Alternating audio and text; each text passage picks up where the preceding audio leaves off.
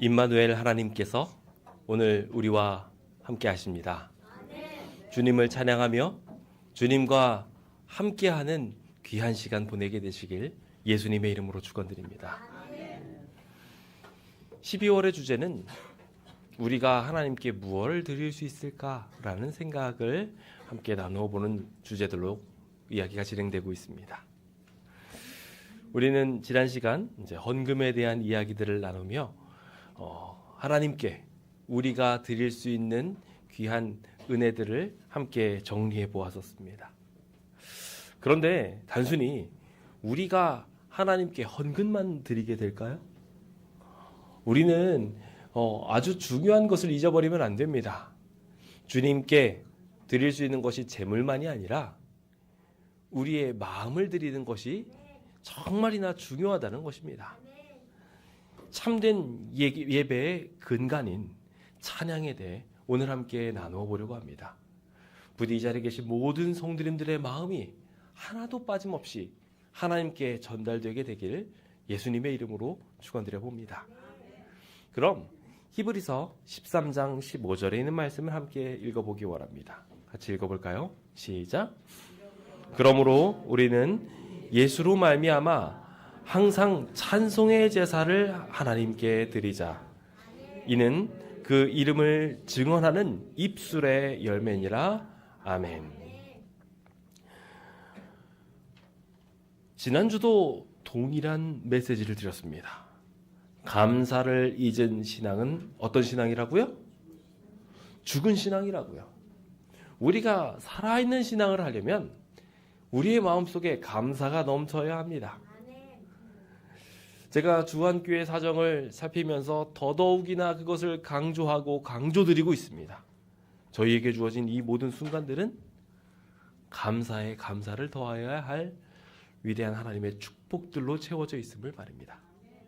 이 자리에 계신 모든 성도님들의 마음속에 그 감사가 가득 채워질 수 있게 되기를 기도해 봅니다. 시편 100편 4절에는 하나님의 성전에 들어가게 될 때 감사함으로 그 문에 들어가야 한다고 말합니다. 그리고 그렇게 문으로 들어가게 될 때 동시에 그 감사의 마음을 어떻게 표현해야 되는지, 죽은 신앙이 아닌 살아있는 신앙인으로서 우리의 삶을 표현하기 위해 해야 할 행위는 무엇인지 설명하기를 감사를 찬송함으로 그 궁정에 들어가라고 표현하고 있습니다. 즉 주님께 감사한 마음을 품은 모든 성도들이 그 살아있는 신앙을 증명하며 성전에 들어올 때 해야 될 행위는 찬양이라는 것입니다. 이 자리에 계신 모든 성도님들이 그 찬양을 하게 되길 간절히 바랍니다. 정말 안타깝게도 예수님이 계시던 당시 성전은 찬양이 가득한 곳, 기도가 가득한 곳, 감사가 가득한 곳이 아니라 그냥 그 모든 순서가 잘 진행되도록 돕는 데 정신없는 곳이었습니다. 그래서 예수님이 딱 성전에 서셨을 때 수많은 사람들이 그냥 돈으로 바꿔가면서 예물들을 준비하느라 거의 시장통을 방문할 정도로 엉망진창인 모습이었습니다. 예배가 오히려 소란하게 되었던 것이죠. 꽤 많은 교회가 소란하다는 문제점을 가지고 있다고 합니다. 근데 그거 없앨 수 있는 방법이 있습니다. 뭔지 아십니까? 그냥 와가지고 뭐 침묵 목걸이를 걸어드리면서 당신 말하면 큰일 납니다 하고서 이렇게 말하지 말라고 그렇게 하는 게 아니라 찬양하면 됩니다. 그냥 찬양하면요 저절로 그 입술에 있는 모든 사사로운 생각, 마음들이 잦아들고 예배드릴 수 있는 분위기로 우리 모두가 들어가게 됩니다. 그런데 이 찬양이 미리 준비되어 있지 않게 된다면 정말 안타깝게도 다른 사람들로 예배의 시작이 망가지게 되는 것이죠. 주님께서는 그런 성전을 보시고 정결케 하셨고 그곳이 만민의 기도하는 집 되도록 다시 찬송이 흐르게 만드셨음을 보게 됩니다. 그러므로 성도 여러분, 우리 교회에도 그렇게 찬송이 좀 회복됐으면 좋겠습니다. 다들 저로부터 시작해서 다들 기침 콜록콜록 하느라 찬양 부르는 게 참 힘들지만 그래도 기침을 하더라도 찬양하는 것이 전 좋다고 생각합니다. 열심히 찬양하심으로 하나님께 마땅히 돌려드려야 될 영광을 우리가 하나님께 창조되었으니 오늘 우리의 삶이 하나님 덕분에 있으니 하나님 감사합니다 라고 함께 예배드리면 정말 좋겠습니다. 그렇게 함께 하시겠습니까? 아멘. 좋습니다. 자, 그렇다면 우리의 마음을 좀 짐을 좀 덜고 들어갑시다. 자, 찬양이라고 하니까 다들 걱정과 근심이 가득하십니다. 여러분 어떠십니까? 저도 지금 찬양을 잘 부르고 싶은데 우리 찬양대가 부르는 찬양을 제가 좋아서 좀 따라하고 부르고 싶은데 아까 따라하다 보니까 계속 기침하더라고요. 그러면은 여러분들은 어떠십니까? 어떤 부분에서는 참 안타깝게도 찬양을 오해하시는 분들이 있어서 찬양을 하시는 분들이 찬양을 잘 못하게 되는 상황들이 만들어집니다. 찬양은 노래를 잘하는 게 찬양일까요? 노래를 잘해야 찬양입니까? 다시 묻습니다. 노래를 정말 잘해야 찬양입니까? 아니, 그럼 다시 한번 또 하나 묻겠습니다. 찬양은 노래 부르는 행위만 찬양일까요? 자, 그렇다면 여기 또 새로운 생각이 나타나기 시작합니다. 그렇죠? 노래 부르는 것만이 찬양이 아니에요? 그렇다면 우리가 할 수 있는 찬양을 어떻게 보아야 할까요? 노래를 부르는데 혹 음이 떨어지거나 음이 오르거나 뭐 박자가 안 맞거나 상관이 있습니까? 없습니까? 상관이 있습니까? 없습니까? 없어요. 전혀 상관없어요. 그냥 부르시는 거예요. 그게 찬양이에요. 오늘 우리가 그 찬양을 부르게 되기를 기도해 봅니다. 사실 찬양의 범주에 대해서 제가 여러 가지 조사를 하다 보니 찬양의 범주는 하나님을 생각하는 모든 예술 행위가 다 찬양이라고 표현합니다. 그러니까요, 그 찬양의 범주는 엄청납니다. 그냥 노래만이 아니라 춤추는 것도 찬양이고 박수 치는 것도 찬양입니다. 내가 노래 정말 못 부르시면 박수라도 치세요. 목이 문제가 있어서 안 되겠으면 그렇게 하시면 돼요. 아니면 눈이라도 껌뻑껌뻑 하세요. 내가 하나님을 사랑합니다면서. 그게 찬양이에요. 오늘 우리는 그렇게 하나님께 주님의 사랑 감동하고 주님의 사랑 표현할 수 있습니다. 이 자리에 계신 모든 분들이 그와 같은 일들이 분명하게 가능함을 다시 한번 확신하시고 그렇게 열심히 주님 사랑한다고 표현하시기 바랍니다. 자, 그렇다면 왜 굳이 노래 형태로 많이 생기고 왜 그렇게 많이 찬양을 이렇게 부르는 것으로들 생각을 할까요? 그런 이유가 사실 있습니다. 우리가 누군가를 깊이 사랑하게 되면요, 나타나는 현상이 있어요. 당연히 여러 가지 행동들도 나타납니다만 평소에 하지 않은 특이한 행동을 하기 시작하는데요. 시를 쓰기 시작합니다. 저는 시랑은 전혀 상관없는 매우 메마른 사람입니다. 그런데 저희 집사람을 사랑하게 되니까 편지를 쓰기 시작하더라고요. 막 운율을 맞추려고 하고요. 시를 쓰듯이 글을 씁니다. 아마 집사람이 그 편지를 보고서 이 사람 왜 이래? 이런 생각을 했을 겁니다. 아직 덜 사랑할 때라서. 근데 제가 그렇게 막 기록을 하는 제 모습을 보면서 제가 저절로 시인이 되고 저절로 노래를 부르고 있는 모습을 발견하게 됩니다. 왜 찬양이냐면요, 사랑하는 사람이 생기면 그렇게 바뀌기 때문에 그렇습니다. 자연스럽게 사랑하는 사람 앞에 함축적이고 정제된 아름다운 시와 같은 가사를 읊게 되어 있는 것이고 그것을 노래의 음률에 맞춰서 사랑을 표현하기 때문에 그렇게 나타나는 것입니다. 하나님 사랑하십니까? 하나님 사랑하신다면 여러분들은 다 시인이 되실 수 있습니다. 여러분은 모두 가수가 되실 수 있습니다. 잘 부르고 못 부르고는 상관없습니다. 여러분들 모두가 하나님을 사랑할 수 있습니다.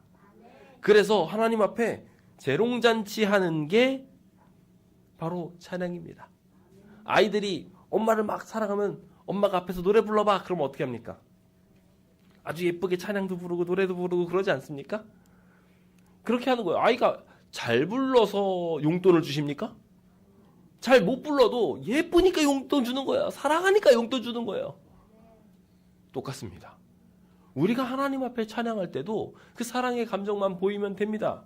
잘 부르건 못 부르건 관계없습니다. 소리 꽥꽥 질러대도 아주 어린아이가 엄마를 보고서 에 하고 소리만 질러도 얘가 나한테 엄마를 했다고 그러면서 좋아하고 사랑하는 것입니다. 그게 찬양이에요. 그러니 오늘 우리의 마음을 하나님께 온전히 드립시다. 내가 할 수 있는 모든 모습으로 정성을 다해서 하나님께 찬양합시다. 그런데 나이가 들면서 철이 들기 시작하면 좀 바뀌기 시작합니다. 이거 문제예요. 철이 들기 시작하고 나서 일어나서 노래 불러봐. 그럼 노래 부르니까? 왜 그런가 곰곰이 생각을 해봤더니 머리가 커서 내가 더 소중해졌어요. 엄마를 사랑하는 마음도 있기는 한데 동시에 나를 사랑하는 마음이 커졌어요. 그러니까 부끄러운 걸 할 수 있어요, 없어요? 엄마 아빠 앞에서 부끄러운 걸 못하는 거예요. 북치고 짜고 치면서 옛날에는 엉덩이로 이름도 쓰고 그랬던 아가가 이제는 아빠 앞에서 어디 엉덩이를 들이밀겠습니까? 그렇죠? 조용히 있으면서 그냥 사랑해요라는 말도 못하게 쓱맥이 되어버리고 맙니다. 신앙하는 사람도 비슷하게 바뀌어 간다고 합니다. 처음에 그렇게 하나님 사랑해서 막 노래도 부르고 찬양하다가 점점 누가 더 중요해지면 내가 더 중요해지면 찬양하는 것을 잊어버리고 어느 순간부터 쑥맥이 되어 갑니다. 옛날에는 막 춤추고 하면서 신나게 노래 부르던 사람들이 시간이 가면 갈수록 노래 부르는 게 어색해지고 입을 꼭 다물게도 됩니다. 오늘 이 시간 하나님보다 더 소중한 것은 없다고 고백하시기 바랍니다. 진정 사랑을 노래할 수 있게 되기를 예수님의 이름으로 축원드립니다. 예수님을 사랑한다면 예수님의 그 거룩한 행위들로 말미암아 우리는 자연스럽게 찬송의 제사를 드리게 될 것입니다. 그게 입술의 열매라고 표현되는 찬양입니다. 우리가 하나님을 사랑하게 된다면 우리의 입술은 자연스럽게 열매를 맺게 되는데요. 화가 나가지고 하는 말이 아니라 내가 중요해져가지고 막 소리 지르는 그 화가 아니라 하나님을 사랑하니까 나타나는 입술의 열매, 찬양이 만들어지는 것입니다. 부디 이 자리에 계신 모든 성도님들의 입술에 찬양의 열매가 맺혀지게 되기를 예수님의 이름으로 축원드립니다. 더 나아가 그것이 나만을 사랑해서 그냥 노래가 아니라 하나님께 향하는 진정한 찬양이 되기를 기도해 봅니다. 함께 오늘 그렇게 찬양해 보시겠습니까? 아멘. 좋습니다. 자, 그렇다면 찬양 어떻게 해야 되는지 몇 가지 팁으로 알려드리고자 합니다. 첫 번째로 찬양을 잘하는 방법이 있습니다. 찬양을 잘하려면 이걸 잘하시면 됩니다. 따라해 보시겠습니까? 찬양은 칭찬이다. 그렇습니다. 찬양은 뭐라고요? 칭찬이라고요. 찬양이라는 단어는 할랄이라는 단어에서 왔습니다. 물론 다른 단어들도 많지만 이 할랄이라는 단어가 굉장히 중요한 키워드입니다. 이 할랄은 무슨 의미를 가지고 있냐면 자랑한다는 뜻을 가지고 있습니다. 하나님을 자랑하는 거예요. 그게 찬양입니다. 그게 바로 찬양이고 우리가 찬양을 잘할 수 있는 비결입니다. 시편 148편 13절입니다. 같이 읽어볼까요? 시작. 여호와의 이름을 찬양할지어다. 그의 이름이 홀로 높으시며 그의 영광이 땅과 하늘 위에 뛰어나심이로다. 우리가 보통 언제 칭찬을 하나요? 와, 잘생겼다. 와, 예쁘다. 와, 참 잘했다. 뭔가 다른 사람보다 뛰어나 보이고 대단하다고 생각할 때 와 하면서 그렇게 자랑하고 칭찬하고 그렇게 하지 않습니까? 동일합니다. 하나님이 모든 이름들보다 가장 뛰어나 보이는 거예요. 땅과 하늘 위에 있는 어떤 존재보다도 가장 멋지신 분이 우리 하나님이세요. 그러니까 어떻게 하는 겁니까? 그러니까 칭찬하는 거예요, 하나님을요. 그러니까 하나님을 칭찬한다고 좀 이상하잖아요. 그래서 단어가 찬양입니다. 이해되셨죠? 그래서 히브리어뿐만 아니라 헬라어를 보시면은 뭐 아이네오, 에파이노스, 도사 모두 다 똑같은 의미를 가지고 있는데 찬양이라고 대부분 사용된 헬라어의 대부분은 칭찬한다는 뜻이에요. 그래서 헬라어로 번역을 할 때마다 찬양을 뭐라고 생각하고 기록했냐 하면 하나님을 향한 칭찬이라고 하면서 기록했다는 것입니다. 여러분들은 하나님을 어떻게 칭찬하십니까? 좀 이상하긴 합니다만 어떻게 찬양하십니까? 하나님을 칭찬하려면요, 결과적으로 우리가 가져야 할 굉장히 중요한 게 있습니다. 구체적인 감탄이 필요해요. 그러니까 결과적으로 우리는 하나님이 어떤 면에서 뛰어나신지를 봐야 찬양할 수 있는 거예요. 자, 생각을 해봅시다. 갑자기 누가 있는데 아무 생각 없이 오늘 당신을 칭찬합니다. 당신을 정말 칭찬합니다. 칭찬하고 칭찬하고 칭찬합니다 하고 갔어요. 그러면 도대체 뭘 칭찬한 거지? 하고서 꼼벅꼼벅 하다가 별로 기분이 안 좋아지고 뭔가 이상한 느낌만 들면서 그 말을 들은 사람 이상할 겁니다.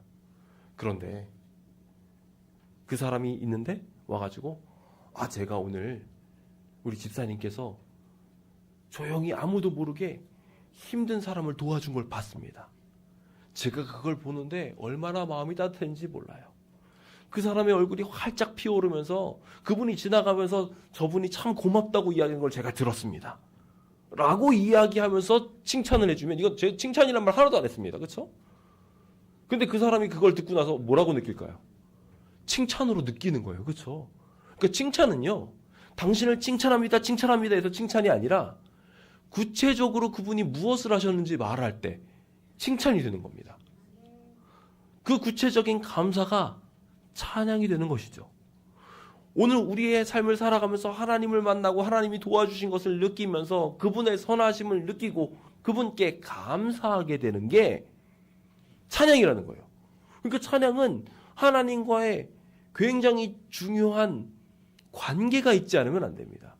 그래서 저는 찬양을 잘하기 위한 방법으로 하나님과 관계를 잘 맺어야 된다고 말씀드리고 싶습니다. 하나님과 관계가 잘 형성되어 있으면요, 하나님과 꾸준히 교제하고 있으면요, 자연스럽게 우리는 찬양합니다. 아침에 일어났는데 하나님과 자연스럽게 교제하는 사람은요, 하나님을 보고서 찬양하게 됩니다. 밤에 잠드는데 하루를 돌아보며 하나님과 함께했던 시간들이 너무 행복하면 찬양하게 됩니다. 그래서 시편 92편 2절과 3절은 주를 찬양하는 일들이 아침에 이루어지고 또 성실하심을 밤마다 읊조린다고 노래하고 있는 것입니다. 이 자리에 계신 모든 성도님들이시여, 찬양을 잘하고 싶으십니까? 정말 잘하고 싶으십니까? 하나님과 관계를 잘 쌓으시기 바랍니다. 하나님과 구체적인 에피소드들을 자꾸 만드세요. 그러면요, 여러분들 표정이 이러고서 찬양하지 않게 될 겁니다. 너무 좋으니까요, 신나게 웃으면서 찬양하게 될 겁니다. 그 위대한 기적이 이 자리에 계신 모든 성도님들에게 가득 있게 되기를 예수님의 이름으로 축원드립니다. 두 번째로 찬양을 잘하기 위한 방법이 있습니다. 두 번째로 잘하는 방법인데 같이 따라해 보시겠습니까? 찬양은 동원이다. 동원 참치의 동원이 아닙니다. 다 동원해야 된다는 거예요. 총동원해야 된다는 얘기입니다. 찬양은 모든 것을 동원하는 행위가 찬양입니다. 사랑을 하게 되면 그 사랑하는 사람에게 무언가를 주기 위해서 모든 것을 동원해서 총동원해서 그걸 표현합니다.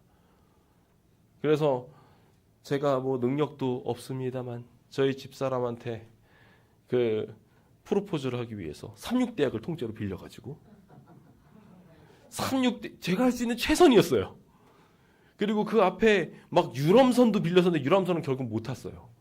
그냥 유람선은 빠이빠이 하고서 보내고 난 뒤에 돌아와가지고, 근데 어쨌건 제가 할 수 있는 모든 걸 총동원해가지고 당신을 사랑합니다라고 표현을 했습니다. 그게 사랑을 표현하는 방법이고 하나님께 찬양을 할 때도 동일하게 나타나는 현상입니다. 우리가 하나님께 진짜 감사하게 된다면 우리는 우리의 모든 존재들을 총동원하여서 하나님께 감사의 표현을 올리게 될 것입니다. 찬양이라고 사용되고 있는 단어 중 또 하나는 테일라라는 단어입니다. 이 테일라라는 단어는 집단 찬송, 합창, 막 이런 모든 것이 동원되었을 때 사용되는 찬양입니다. 우리도 그렇게 찬양해야 됩니다. 시편 86편 12절입니다. 같이 읽어볼까요? 시작. 주 나의 하나님이여, 내가 전심으로 주를 찬송하고 영원토록 주의 이름에 영광을 돌리오니 아멘.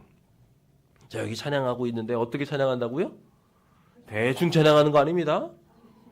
네, 찬양을 하는데 우리가 맨날 부르던 익숙한 찬양을 부르게 되면요, 노래를 부르는데 자비로운 주 하나. 아무리 노래를 잘 불러도요, 멀쩡하게 음을 잘 맞춰도 박자를 정확하게 맞춰도요, 거기에 아무런 감정이 없다면 그건 찬양이 아닙니다.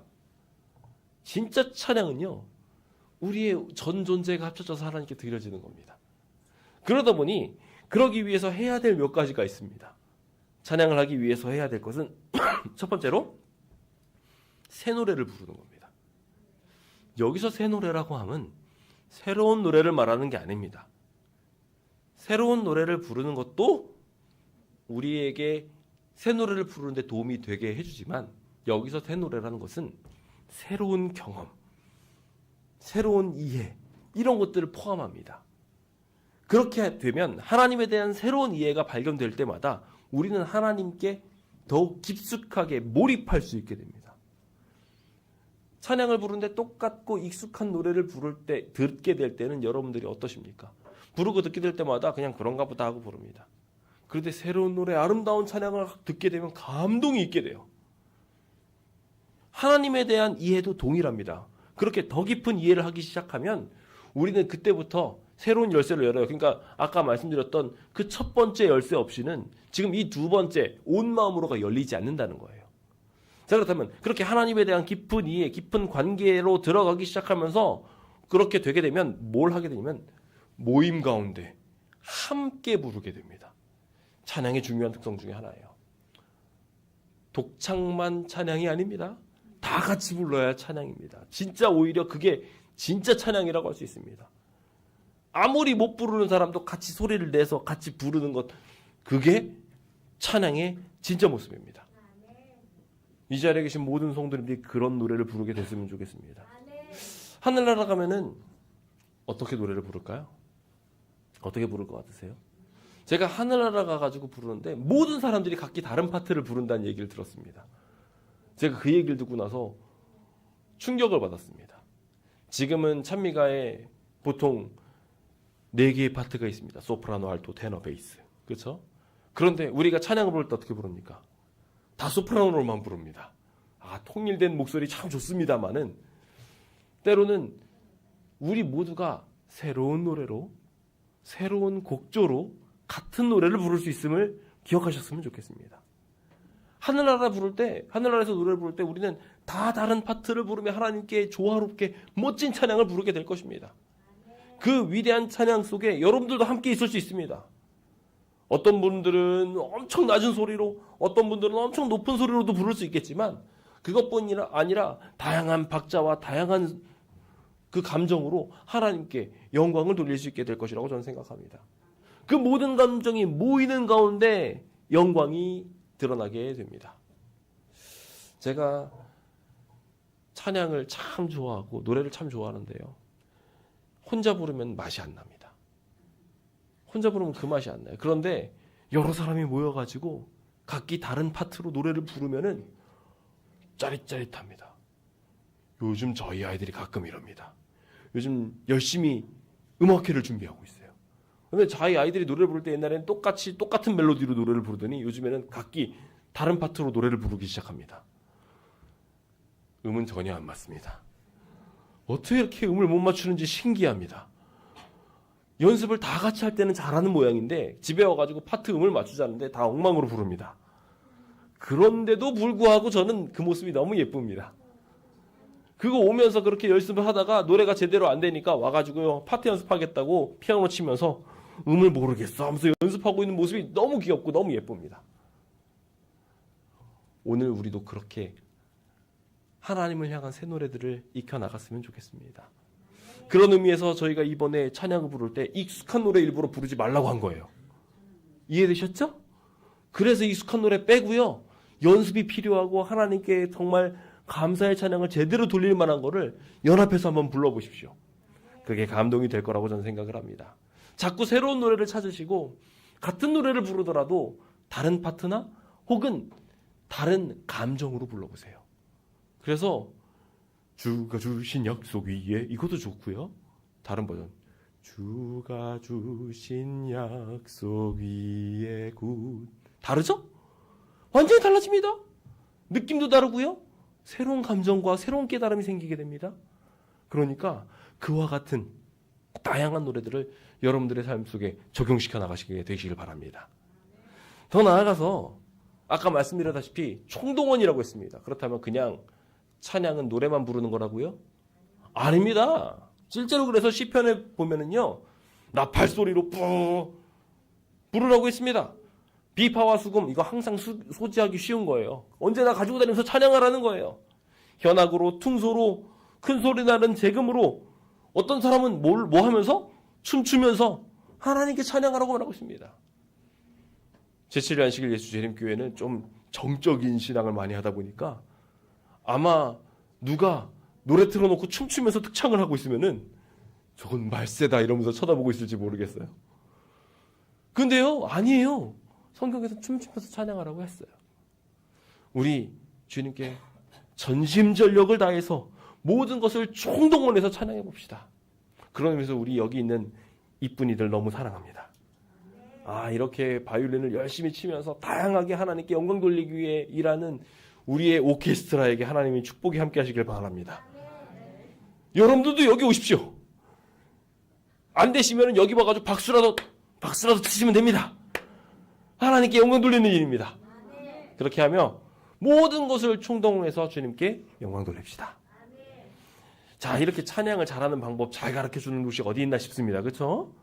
찬양이 이렇게 잘하는 방법들 계속 나오고 있는데 마지막 방법입니다. 찬양은 무엇인지 따라해 봅시다. 찬양은 승리이다. 뭐라고요? 승리라고요. 찬양은 기뻐서만 부르는 게 아닙니다. 괴로울 때도 슬플 때도 부를 수 있는 게 찬양입니다. 그리고 놀랍게도 이 찬양의 결말은 항상 승리가 됩니다. 왜냐하면 그 찬양에는 하나님이 계시고 그 하나님을 믿는 믿음이 있기 때문에 그렇습니다.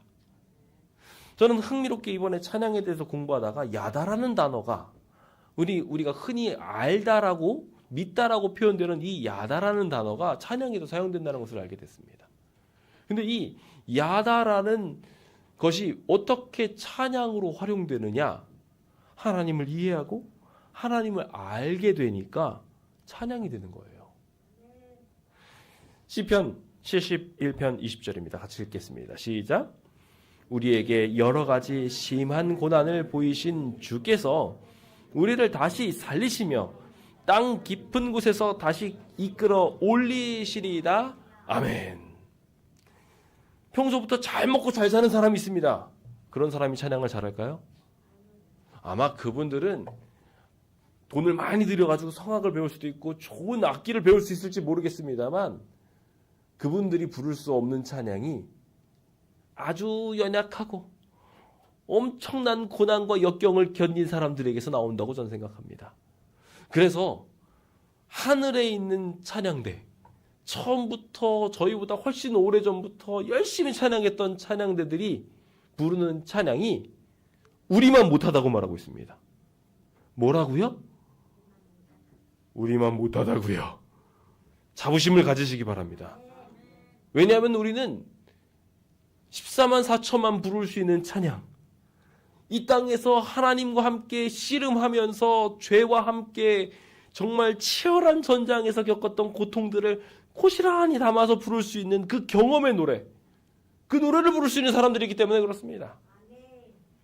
평탄하게 왔던 저 우주 거민들과는 다르게 치열한 죄와의 전쟁에서 좌절도 해보고 쓰러져도 보면서 하나님께 영광 돌릴 수 있게 되었으니 주님께서는 이 찬양을 즐겨 받으시는 것입니다. 이 자리에 계신 모든 성도님들이 그와 같은 위대한 찬양 속에 있게 됨을 믿으시기 바랍니다. 찬양이 승리가 되려면 중요한 열쇠가 있습니다. 바로 믿음입니다. 하나님이 모든 문제를 해결해 줄 거라는 그 믿음이지요. 그래서 시편에는요, 종종 노래를 부르면서 막 하나님을 향해서 원망도 하고 저주도 합니다. 뭐 저주 같다고, 실제로 저주 시편도 있습니다. 근데 그렇게까지 막 화를 내는 것처럼 보이지만 결과적으로 그게 다 결론이 어떻게 되는 줄 아십니까? 하나님을 찬양하는 이야기로 결국 승리를 이루게 됩니다. 시편 34편은 그래서 의인은 고난이 많지만 주님께서는 그의 모든 고난에서 다 우리를 건져내 주신다고 말하고 있습니다. 그러니 자연스럽게 그것을 그 극명한 모습에서 우리는 찬양하게 되는 겁니다. 제가 주한교회와의 1차 협상을 마치고 나서 그 결과를 가지고 와서 주한교우님들한테 말씀드렸습니다. 그랬더니 주한교우님들이 그전까지는 다 죽어가는 표정이시다가 세상을 잃은 것 같이 막 좌절하시고 계시고, 심지어 그 앞에 제가 결의를 요청드렸어요. 저는 제 의도는 뭐였냐면 치열한 싸움을 해보자 라는 취지로 결의를 해 주십시오. 뭐 이거 다 못 받아도 좋으니까 그거 얼마 받아봤자 뭐 하겠습니까? 우리 끝까지 싸우겠습니다라는 그 결의를 결의문으로 만들어서 저한테 주십시오. 그러면은 열심히 해보겠습니다 라고 이야기하고 부탁을 드렸어요. 그랬더니 그분들이 결의를 해왔는데 어떤 결의를 해왔냐면 손해를 보더라도 여기에서 멈춰 주십시오. 이대로만 끝내주시면 감사하겠습니다. 그런 결의문을 가지고 오셨어요. 제가 의도했던 거랑 정반대였어요. 이분들이 얼마나 힘들었고 얼마나 고통스러웠는지를 여실하게 느끼는 상황이었습니다. 근데 그러고 나서 그 결의문을 가지고 와가지고 하나님 도와주세요 하고서 하나님을 의지해서 협상에 임했는데 땅 다 주겠다네요. 거기에다가 건축비까지 주겠다네요. 얼마나 좋습니까? 그래서 그걸 너무나 좋아가지고 제가 알려드렸더니 그분들이 다들 신났어요. 저는 그분들이 노래를 부르진 않으셨지만 그분들이 아유 하나님 감사합니다 하면서 신나가지고 발을 동동 그리는 게 제가 느껴져요. 전 그게 찬양이라고 생각합니다. 그 찬양이 가장 멋지고 가장 아름다운 찬양입니다. 그렇게 수렁 깊은 곳에 들어가 있다가 하나님이 구원해 주신 것을 느끼고 올라와서 하나님께 영광의 찬양을 올리는 것, 얼마나 멋지고 얼마나 위대한 일입니까? 이 자리에 계신 모든 성도님들이 그와 같은 찬양 부를 수 있음에 대하여 감사하시길 바랍니다. 감사하시고 또 감사하십시오. 그것이 우리의 찬양의 이유이자 찬양의 비결입니다. 출애굽기 15장 2절은 여호와는 나의 힘이요 노래이시며 나의 구원이시다라고 이야기하며, 그렇기 때문에 주님이 나를 그 놀라운 힘으로 구원을 베풀어 주시기 때문에 주님을 찬송하고 주님을 높인다고 노래하고 있습니다. 우리는 다 그렇게 구원을 받은 사람들입니다. 바닥에서 높은 곳으로 올림을 받은 사람들입니다. 그러므로 성도 여러분 모두 함께 찬양하십시오. 바라크라는 단어도 축복하다, 찬양하다, 무릎 꿇고 경배하다는 뜻이에요. 그래서 우리가 찬양 부를 때 가끔 손 들고 노래 부르잖아요. 이게 무슨 의미인 줄 아세요? 저도 막 이번에 배우니까 주님 앞에 항복하는 뜻이에요. 제가 주님께 항복합니다. 주님 저를 받아주십시오. 이거는 제 모든 존재를 하나님께 드립니다. 제 찬양을 받아주십시오.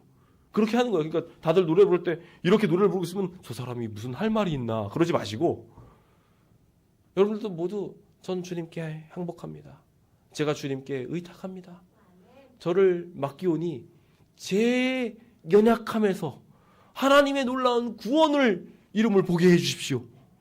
그렇게 무릎 꿇고 경배하십시오. 그게 찬양을 잘하는 방법입니다. 요즘에 또 콜록콜록하니까 마스크도 쓰고 있으시잖아요. 열심히 부르시면서 손만 딱 드셔도 찬양 잘 부르는 것처럼 보입니다. 하나님께 영광 돌리시며 그렇게 주님과 더욱 가까이 사귀게 되시길 간절히 바랍니다. 이제는 말씀을 마무리 지으면서 찬양이 참 성전이 되는 이유에 대해서 설명드리고자 합니다. 성전에서 가장 많이 이루어져야 되는 일은 결국 뭐라고 생각하십니까? 헌금 아닙니다. 진짜 찬양에 여기서 제일 많이 해야 되는 것은 봉사도 아닙니다. 가장 많이 이루어져야 되는 거는요, 찬양입니다. 그러니까 이 교회가 진짜 교회인가 가짜 교회인가를 보려면요, 그곳이 참 찬양을 부르는가 아니면 대충 찬양을 부르는가, 그거 보면은 판가름이 납니다. 이 사람이 참 신앙인인가 참 신앙인이 아닌가 구별하는 방법도 동일합니다. 저 사람이 하나님과 제대로 교제를 하고 있으면 어떻게 하겠습니까? 찬양을 할 때 이러고 부르지 않고 신나서 찬양할 겁니다. 열성적으로 부를 겁니다. 저 사람이 하나님과 만나고 있구나, 하나님을 진짜 사랑하고 있구나 라고 자연스럽게 찬양으로 드러난다는 것입니다. 그러므로 성도 여러분, 이 자리에 계신 모든 성도님들의 눈빛에서부터 우리의 입술 그리고 우리의 손끝 전체까지 하나님을 사랑함으로 표현할 수 있게 되기를 간절히 바랍니다.